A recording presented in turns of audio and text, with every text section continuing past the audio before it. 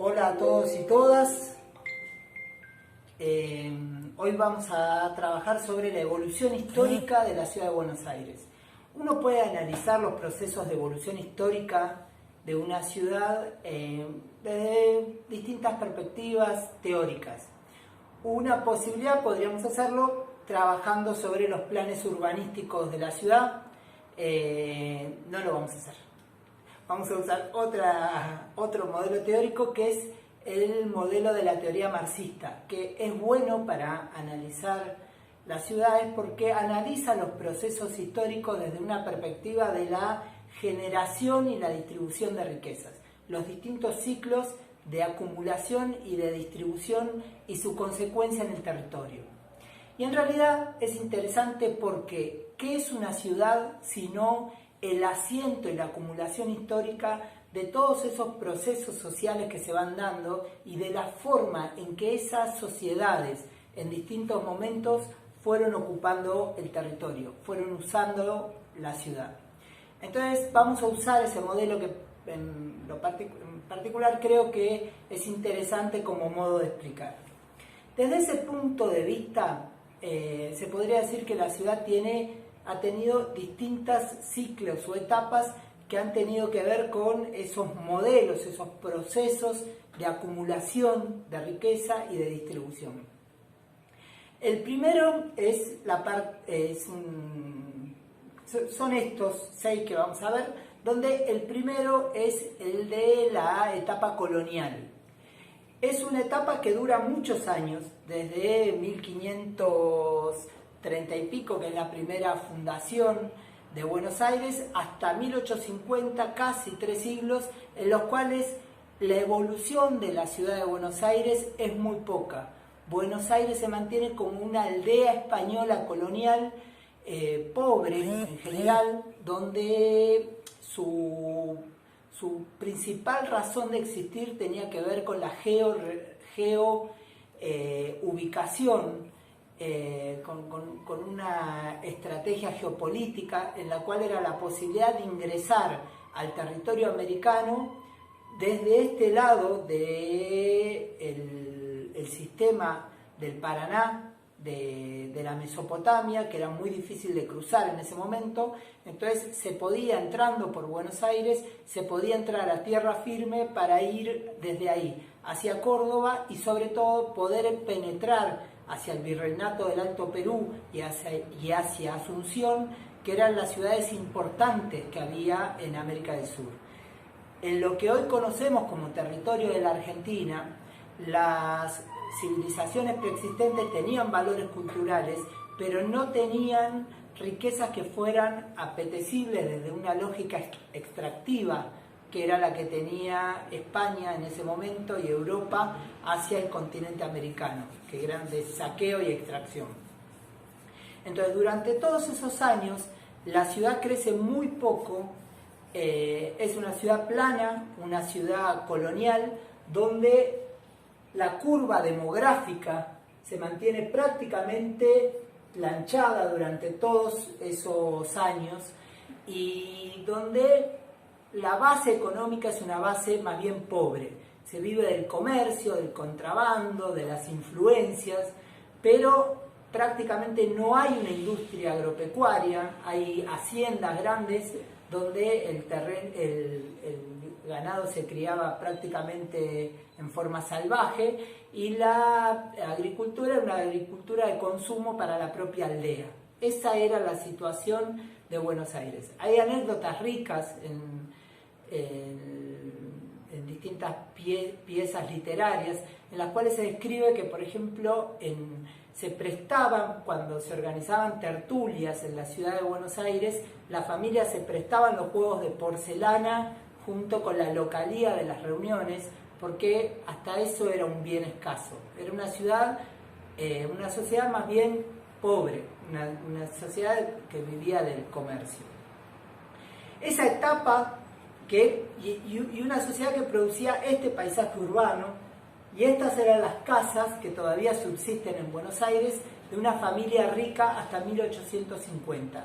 Casas coloniales más bien sencillas, la casa de la familia Curra, etc. En una segunda etapa, en lo que podríamos llamar la modernización de Buenos Aires, cambia por completo el motor económico del mundo. Y con el inicio de la revolución industrial, esta tierra, dada el llamar ya Argentina, empieza a tener un rol porque la Argentina deviene en ser una de las tierras más ricas productivamente del mundo. Entonces, esa capacidad de producción agropecuaria y la posibilidad de que empiece a haber una industria naviera de carga y que pueda existir un concepto de industria agropecuaria, buques frigoríficos que podían exportar carne fresca, cambia por completo la situación de la sociedad argentina. Entonces, ya esas familias patricias que se prestaban la porcelana para organizar una reunión, empiezan a constituir lo que Jaime Echeverry llama una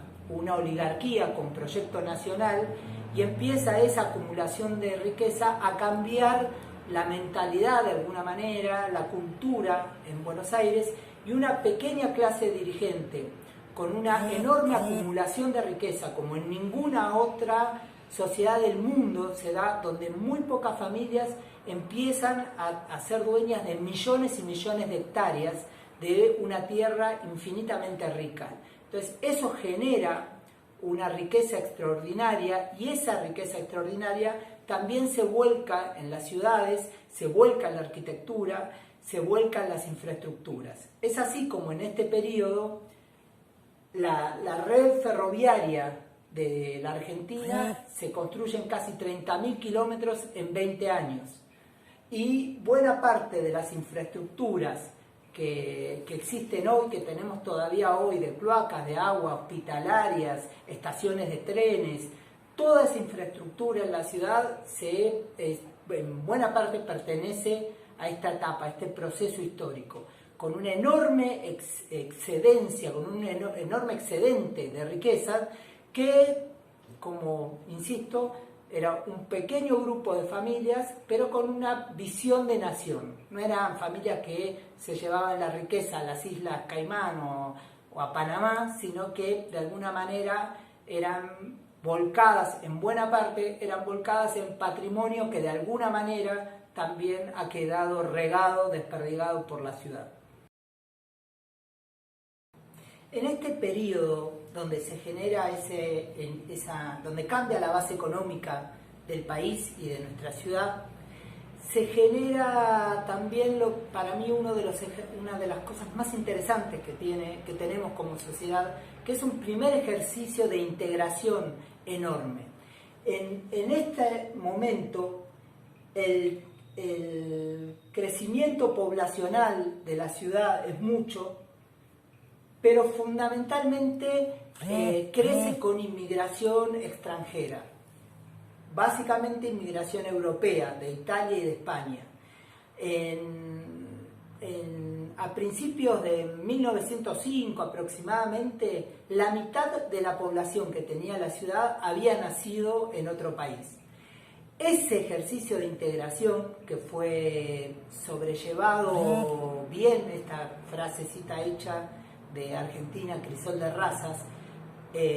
yo creo que no debe subestimarse, porque pocas sociedades tienen esa capacidad de aceptación y de integración como la que ha tenido Buenos Aires, la que ha tenido la Argentina, y que la convierte en un país especial. En esto que muchas veces somos muy autocríticos de cómo somos, yo creo que esa capacidad de integración está en el haber. Y esa sociedad que festejaba el primer centenario en 1910, era una ciudad que era la que tenía junto a Londres la mayor extensión de subte cuando se completó la línea A de todo el mundo, donde tenía estaciones majestuosas, etc. Es un proceso donde cambia la base económica, se genera una riqueza extraordinaria, y a diferencia de muchos otros países como Estados Unidos, que se dividen en muchos pequeños colonos, se genera una matriz de economía muy concentrada, muy pocas familias dueñas de un enorme excedente económico. y empieza también a generar contrastes, porque de aquella situación de la casita española pasamos a tener familias que se construyen estos palacios, que eran palacios prácticamente europeos, y en contraposición familias que viven hacinadas en conventillos. No obstante, con una capacidad de asimilación, con un sistema de educación pública, de salud, que fue notorio y que es destacable, y que fue destacable en América Latina. Para esos años, para 1930, la mancha urbana de la ciudad ya había excedido lo que es el límite de la capital federal y empezaba a conformarse, a desbordar hacia lo que sería más tarde el Gran Buenos Aires. Luego vienen unos 40 años en los cuales se da un proceso de metropolización. Buenos Aires deja de ser una ciudad grande y se convierte en una gran metrópolis, donde su crecimiento es explosivo. Básicamente el motor fue la industrialización. Las guerras, y sobre todo la Segunda Guerra en Europa, impidió que la Argentina continuara con ese papel de exportadora de materia prima e importadora de todo lo que fuera manufactura. Al estar casi toda la industria mundial volcada a la cuestión armamentística y bélica, la Argentina tuvo que hacer lo que se llamó el proceso de sustitución de importaciones y desarrollar rápidamente una industria local, un aparato industrial local, nacional, que se localizó básicamente en la periferia de la primera corona del área metropolitana, en San Martín, Lanús, Avellaneda, La Matanza, etc. Y se genera así, se va armando con mucha deuda ambiental, con mucha velocidad, con especulación de suelo, con desorden también, se empieza a armar toda el área metropolitana de Buenos Aires,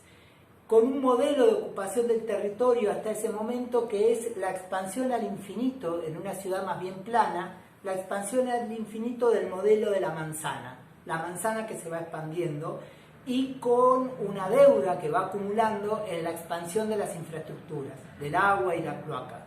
No obstante, ese modelo que caracterizó casi todo el siglo XX fue un modelo muy inclusivo, donde la educación pública fue una educación ejemplar y para todos, donde hubo derechos laborales reconocidos, únicos, pioneros, vanguardia en América Latina en términos de calidad de educación, de acceso a la salud, de derechos laborales, etcétera, de redistribución de la riqueza, que fueron un ejemplo para toda América Latina y en algún punto también, en algunas cuestiones, un ejemplo para el mundo entero. Así fue creciendo el área metropolitana de Buenos Aires con una expansión ya exponencial de la mancha urbana y muy desproporcionada al resto del país. Casi en este periodo se va a dar un proceso migratorio diferente, que es desde el interior del país rural hacia el área metropolitana y desde países limítrofes. Con lo cual se da un segundo ejercicio de integración, también único en el mundo, único en América Latina, en el cual toda esa migración de países limítrofes y desde el interior se asimila en un sistema que, como decía antes, reconoce derechos laborales, brinda un servicio de educación universal, de calidad, de salud, etcétera, que hace que seamos, con todos los problemas y con todos los defectos que arrastramos, seamos una sociedad con mucha capacidad de crecimiento integrado, hasta este momento que va a ser finales de los años 70. Con la dictadura militar de 1976, la sangrienta dictadura, se cae también, junto con todo lo que se perdieron en términos de garantías constitucionales, derechos humanos, se cae también el estado de bienestar y se cae ese modelo económico que garantizaba de alguna manera cierta igualdad de oportunidades que había caracterizado casi todo el siglo XX, en esa frase hermosa de mi hijo el doctor, como esa capacidad que tenía todo ciudadano argentino de poder prosperar, de poder salir adelante. A partir de 1976 se instala el paradigma neoliberal como modelo económico y se instala en todo el mundo. Para que se den una idea, en el año 73 el 10% más rico de la Argentina tenía 13 veces más que el 10% más pobre. A la salida del proceso del neoliberalismo, hasta los años fines del menemismo en los años fines de los 90, esa brecha del 10% más rico y del 10% más pobre pasó de 13 a 40. El 10% más rico pasó a tener 40 veces más que el 10% más pobre. Y eso genera esa inequidad en la distribución de la riqueza, rompe y tensiona todos los mecanismos de integración y de inclusión social que había caracterizado a la Argentina y tienen un correlato territorial que se ven en este tipo de imágenes donde se puede simbolizar, donde hay familias que tienen mucha riqueza y que requieren barreras duras con muro, con alambre de púa, etcétera, con alambre electrificado, para poder separarse de los sectores de la sociedad que quedan rezagados, y que quedan rezagados no solo de la distribución de la riqueza, sino que quedan rezagados también de las oportunidades. De esta manera pasamos a tener una etapa de equilibrio en el crecimiento demográfico, pero de una gran inequidad en la distribución y en la forma de vida y en la forma de habitar y ocupar el territorio. Las familias empiezan básicamente a poder ubicarse donde pueden, que suelen ser las cuencas hídricas, donde la tierra no es apta para ubicarse, pero como las familias más pobres quedan afuera de la posibilidad del mercado formal de vivienda, terminan ubicándose donde pueden y terminan conformándose grandes áreas de pobreza en torno a las áreas más inundables del área metropolitana. Y esa es un poco lo que caracteriza este periodo, que va a terminar con la gran crisis del 2001 y que va a dar estas imágenes, ¿no? Este patrón, una nueva forma de ocupar, como patrón de ocupación del territorio. Yo les contaba hace un ratito que todo el siglo XX el patrón de ocupación fue la repetición del modelo de la manzana cuadrada de 100% en una expansión infinita en el área metropolitana. En los años 90 empieza a haber un modelo segregado de ocupación del territorio, donde se extienden a lo largo de las autopistas, se empiezan a ocupar el suelo como si fueran racimos de uva. Entonces ya no es una trama que se extiende, sino pequeñas ubitas donde puede haber un cementerio privado, un country, una villa de emergencia o un mall o el arena no sé cuánto, y sin que nada de eso tenga relación entre sí y solo colgadas a vías rápidas de circulación con automóvil particular. A partir de los fines del 2000, del fracaso del neoliberalismo como estructurador social, que fue un enorme fracaso en la Argentina y lo es en el mundo,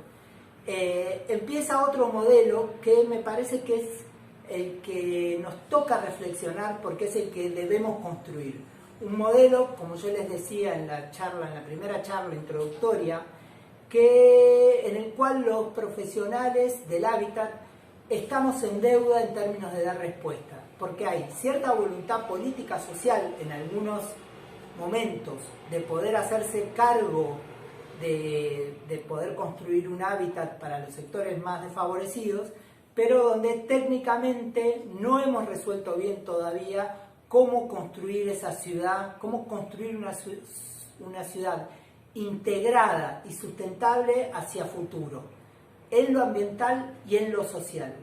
Entonces, hay respuestas como este tipo de conjuntos habitacionales en las cuales no parece una forma razonable de que una sociedad se integre y se construya ambiental, económica, cultural, socialmente integrada a futuro. Tampoco es esta solución, que es la espontánea, la que se dan las familias como estrategia de supervivencia. Sí, por ahí hay algunas políticas que empiezan a acercarse un poco más, pero la solución de cómo deben ser las políticas de hábitat, que acompañen un proceso que irremediablemente desde el hábitat no se va a solucionar, el hábitat no va a solucionar el problema de la redistribución de riqueza de una sociedad, pero tiene tal inercia que lo que se haga, si se hace mal, tiene mucho peso hacia el futuro. Un complejo habitacional como Fuerte Apache es un ancla que uno le deja a la sociedad por 60 o 70 años de dinero público invertido de una forma destinada al fracaso, o el complejo Soldati. Entonces, tenemos la responsabilidad de reflexionar y de pensar cómo construir como profesionales una sociedad más integrada y hacer ese pequeño aporte que nos toca a nosotros en la sociedad, un aporte para que la gente pueda vivir mejor.